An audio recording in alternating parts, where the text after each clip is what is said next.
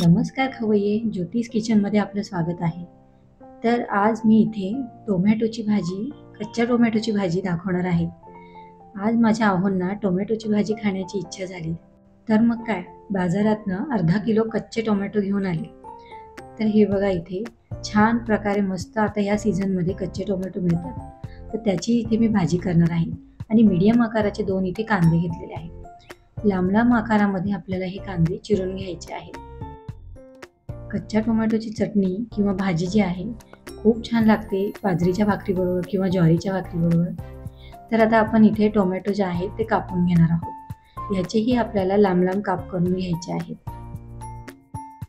तुम्हाला आवडत असल्यास तर तुम्ही मोठे काप केले तरीही चालतील, पण ह्या भाजीला थोडासा शिजण्यासाठी वेळ लागतो, त्यामुळे पातळ आणि लांब काप इथे मी करून घेतलेले आहेत. तर अशाच प्रकारे आपल्याला हे सर्व टोमॅटो जे आहेत ते कापून घ्यायचे आहेत.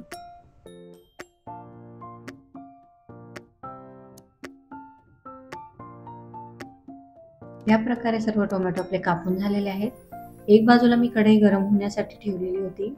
तर त्यामध्ये आपल्याला 2 ते 3 चमचे मोहरीचं तेल घ्यायचं आहे. तुम्ही दुसरं तेल वापरलं तरीही चालेल.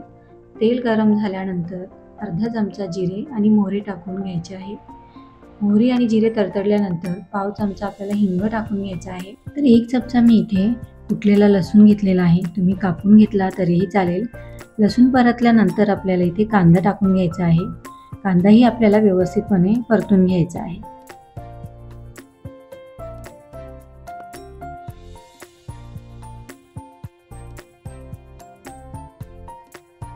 नेहमीप्रमाणेच आपण यामध्ये मीठ टाकून घेणार आहोत, जेणेकरून आपला जो कांदा आहे तो व्यवस्थितपणे आणि लवकर परतला जाईल. जास्त इथे आपल्याला गोल्डन ब्राऊन कांदा करून घ्यायचा नाहीये, थोडासा इथे कच्चाच ठेवायचा आहे.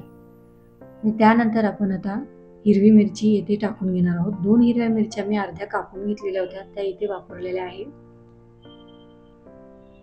कांदा आपला व्यवस्थितपणे परतला गेला आहे. सुके मसाले आता यामध्ये आपण टाकून घेणार आहोत.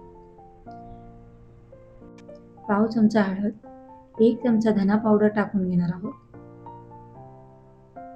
मीडियम गॅसवर आपल्याला सर्व मसाले परतून घ्यायचे आहे. 1 चमचा आपण इथे लाल तिखट वापरणार आहोत. सर्व आपल्याला हे व्यवस्थितपणे मिक्स करून घ्यायचं आहे. त्यानंतर आता आपण टोमॅटोच्या फोडी टाकून पुन्हा एकदा परतून घेणार आहोत.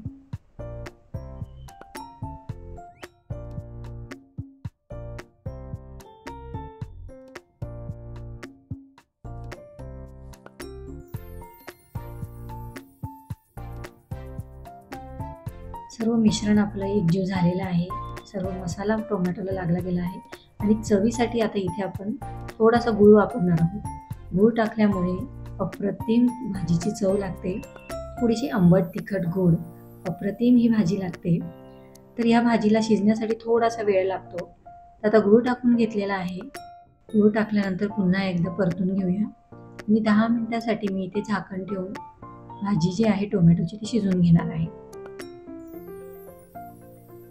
तर 10 मिनिटं झालेले आहे. तर बघूया टोमॅटोची भाजी आपली शिजली गेली की नाही.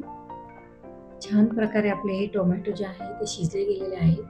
तर तुम्ही इथे सुरीच्या साहाय्याने किंवा चमच्याच्या साहाय्याने चेकही करून बघू शकता.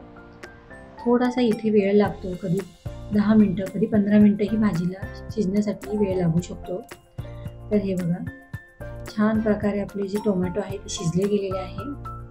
तर ह्यानंतर आता आपण इथे 2 चमचे इथे मी भाजलेलं शेंगदाण्याचं कूट टाकलेलं आहे आणि थोडीशी कोथिंबीर टाकून पुन्हा एकदा परतून घेऊया. शेंगदाणे टाकल्यामुळे छान लागते भाजी. तुम्ही जर ओलं खोबरं जरी वापरलं तरीही चालेल. पटकन होते ही भाजी आणि ह्याच टोमॅटोची तुम्ही चटणीही बनवू शकता. तीही अप्रतिम लागते खाण्यासाठी. गरम गरम भाकरीबरोबर किंवा चपातीबरोबर खूप छान लागते. आणि ही भाजी खाल्ल्यानंतर आमचे आहो एकदम खुश झाले. तर तुम्हीही नक्की ट्राय करून बघा. हे बघा दिसतानाही किती छान दिसते ना. गरम गरम भाताबरोबर हे खूप सुंदर लागते ही भाजी. आणि अशाच प्रकारे तुम्ही लाल टोमॅटो, पिकलेले टोमॅटो जे असतात त्याचीही बनवली तरीही खूप छान लागते. तर मग चला गरमागरम खायला.